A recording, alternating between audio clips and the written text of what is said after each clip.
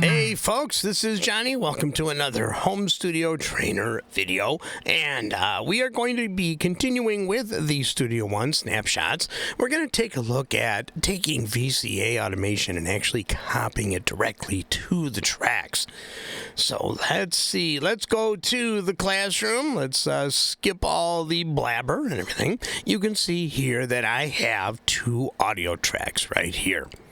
Now, if I was to select both of these, click on the first one, hold Shift, and then click on the second one. They're both highlighted. Right-click and say Add VCA to selected channels. So now I have remote control over the channels that are in this VCA group. The VCA group can be identified by this little box down here. If I had more than one VCA, I could actually assign any of these tracks to another VCA, but only one at a time. All right, let's go back. And what we're going to do here is we're going to write some automation to this VCA channel.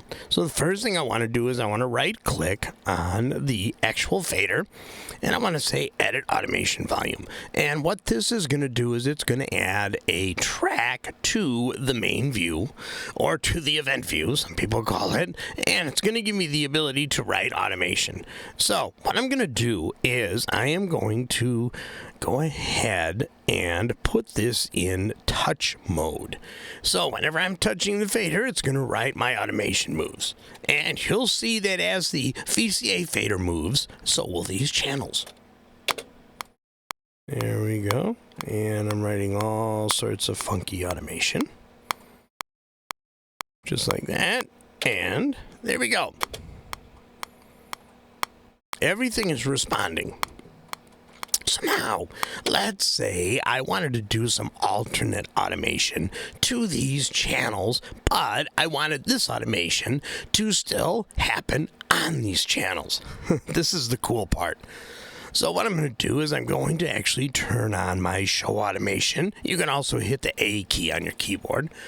And I'm going to set this to volume, and I'm going to set this to volume. You got to make sure that these are all set the same if you want this to work. So now you can instantly see that there is a shadow of the automation from the VCA channel.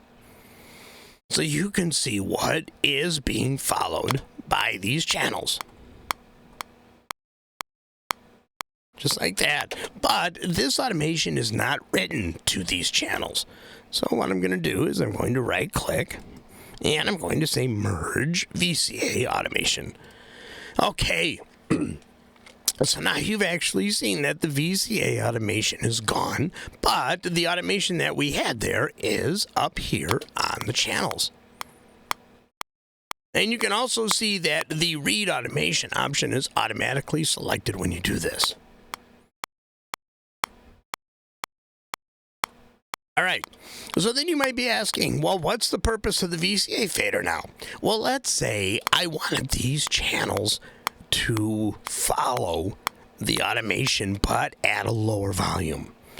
So what I would do is I would actually put this back into touch. And here we go. Watch this. I'm going to hit play, and I'm going to drop the overall volume. So you can see that the automation is still being done in the tracks above, but at a lower level.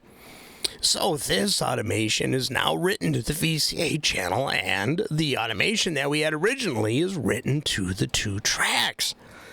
So you might be asking, well, can I merge this new overall volume with the automation I already have? And the answer is yes. I can right-click and I can say Merge Automation. Boom, and now I have two basic sets of automation written to the two tracks above. So I loved the automation that I had, but it was all too loud, so I used the VCA fader again to drop the overall volume of these channels, but still allow the automation to be performed on the printed tracks. Excuse me. So I hope my voice wasn't too distracting and you actually got a good grip on this copy automation option from a VCA fader. Let me know in the comments, and I will see you all in the next video.